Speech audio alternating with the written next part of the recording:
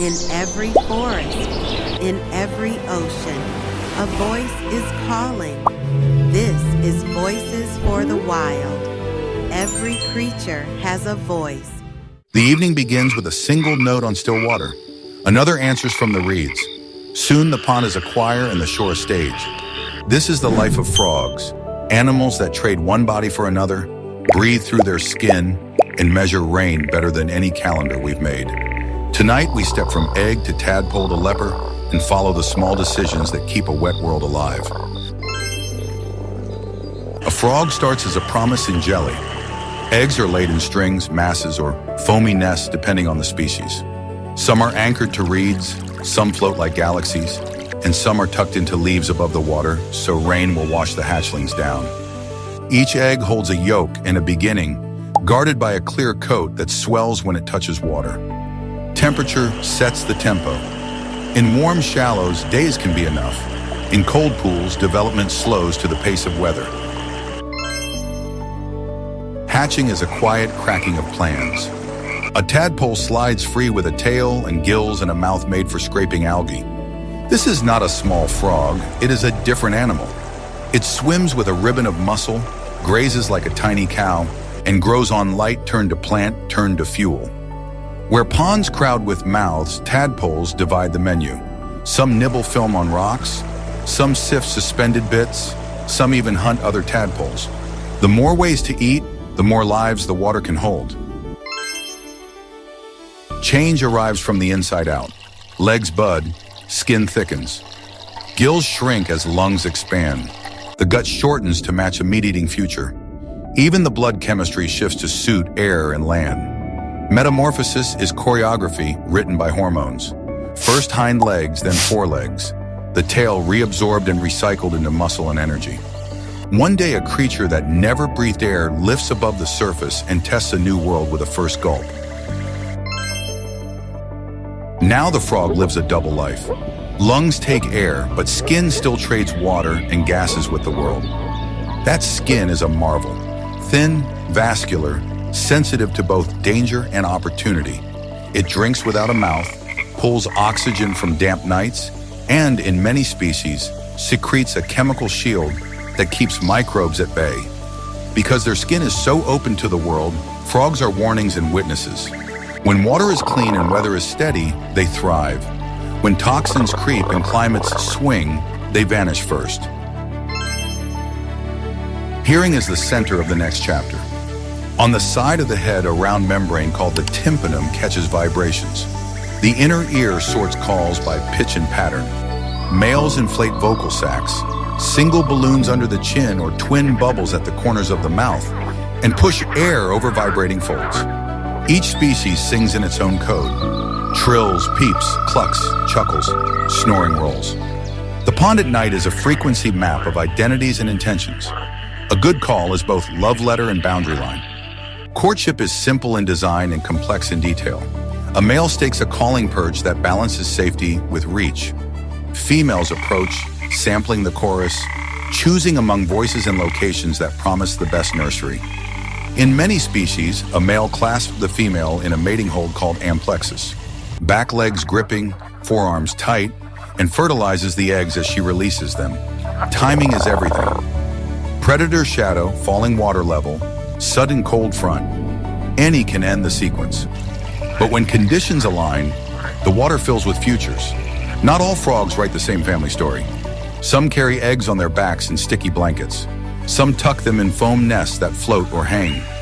A few, now sadly rare, once raised young in their own bodies. The gastric brooding frogs swallowed their eggs and shut down their stomach acid until froglets hopped from the mother's mouth. Darwin's frog males kept babies in their vocal sacs. Poison frogs of the tropics tote tadpoles, piggyback to small pools and bromeliads and feed them with infertile eggs. The common thread is creativity. In temporary worlds, care evolves.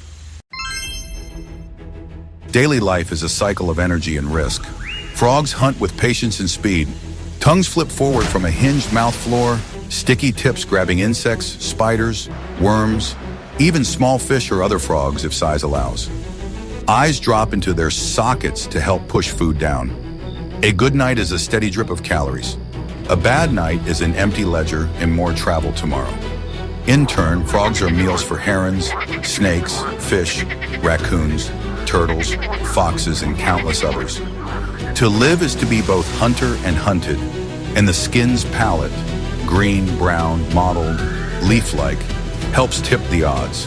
Some frogs advertise instead of hiding.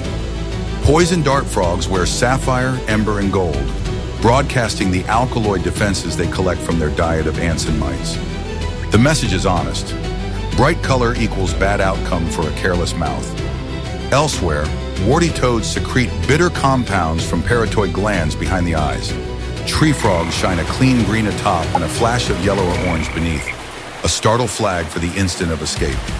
Camouflage and warning are both languages that predators read the hard way. Water dictates calendars. In the tropics, rain pulls frogs from hiding in explosive choruses that can fill a forest's every branch and puddle for a few nights. In temperate zones, spring peepers and chorus frogs ring thawed ponds as soon as ice pulls back. Some species breed in winter, their bodies loaded with antifreeze-like sugars. Others wait for the first monsoon, cupping foam with their back legs in a rush of creativity. Where summers burn dry, frogs aestivate, burrow deep, encase themselves in a cocoon of shed skin, and slow their living to a pilot light until storms return. Where winters bite, they hunker in mud and leaf beds, their blood laced with cryoprotectants that let parts of the body freeze without the lethal ice crystals that would shatter cells. Territory for a frog is small but priceless. A patch of shore, a favored reed, a rock warmed by last light. Males defend calling spots with shoves and squeaks more than wounds. Hierarchies rise and fall with storms. A larger male can displace a smaller one. A clever male finds a satellite spot near a star singer and intercepts a passing female. Strategies scale to size. For a few grams of life, a meter is a kingdom. Frogs stitch ecosystems together. As tadpoles, they graze algae, clarifying water and shaping plant communities. As adults, they trim insect numbers, converting buzzing clouds into compact packages of protein. They move nutrients from water to land and back again, feeding snakes, birds, fish, mammals, and even each other. A pond with frogs is a pond with traffic. A pond without them is a question to be answered. Threats gather quietly. Habitat drains and fills. Channelized streams run too fast for eggs to anchor, and wetlands shrink into tidy corners that don't flood when they should or dry when they must. Chemicals meant for pests wash into the places where frogs live, and because skin is a door, they enter. A microscopic fungus, chytrid, burrows into skin and can jam the life support systems frogs rely on. Climate change shifts rain from rhythm to surprise. Droughts stretch, storms dump, and carefully timed lives miss their windows. None of this is doom written in stone, but all of it is pressure. Hope is practical and local. Keep water clean upstream, and the pond sings downstream. Leave edges messy with reeds and logs, and the nursery gains rooms. Let floodplains flood and temporary pools return, the very nurseries that break predator cycles. Build cattle ponds with gentle slopes and escape ramps.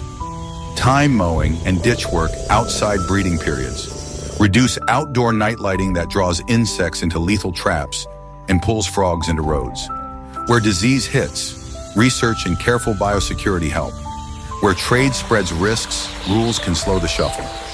The chorus is not fragile by nature, it is fragile under neglect. If you want to meet frogs, start by learning weather. Warm spring nights after rain bring voices from ditches and woods. A patient ear can sort the species. The sleigh bell chorus of peepers, the banjo twang of green frogs, the resonant jug-a-rum of bullfrogs, the dry rattle of toads. Follow sound to edges.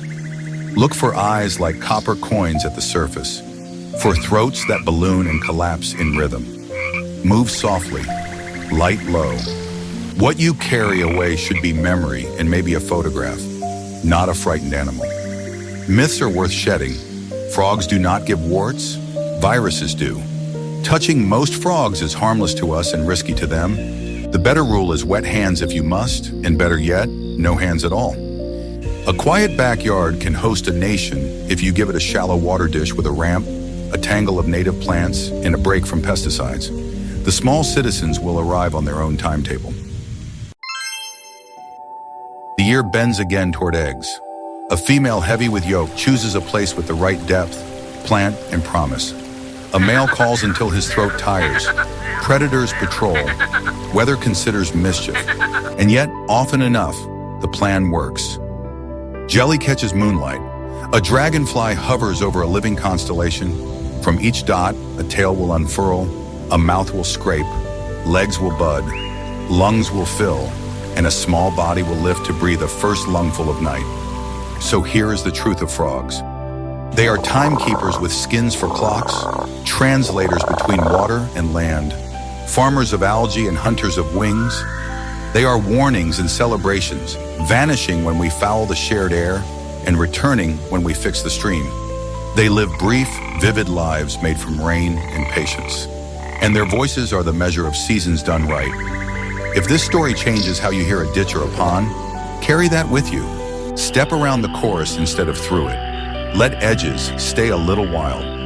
Keep the water clean where you live, and the weather of your place will have something to sing with. On the next warm night, a single note will rise, then 2, then 100, and for a few hours the world will remember how to be new again. That is the life of the frogs. Tell us what you think and which animal you want us to explore next.